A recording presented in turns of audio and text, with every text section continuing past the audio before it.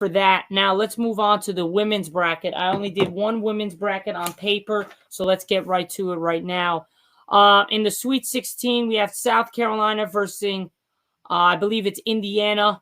We're going to go with South Carolina advancing to the Elite Eight.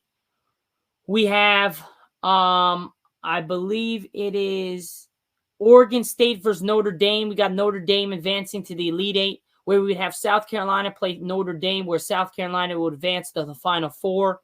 Then you would have Texas take on Gonzaga.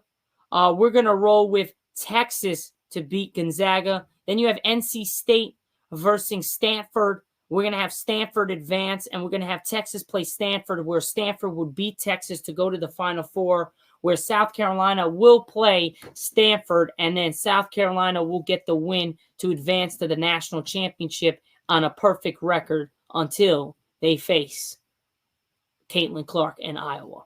Now, in the Sweet 16, we have Iowa versus, I believe it's Colorado. Yep, it's Colorado.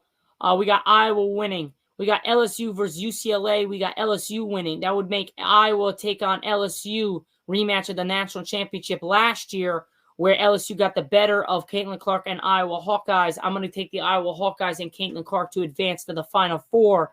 Then you have Southern California, USC, taking on Baylor, where we're going to have Southern Cal advance past Baylor. We got UConn taking on Duke, where we got UConn winning. We got UConn taking on USC, where UConn will prevail.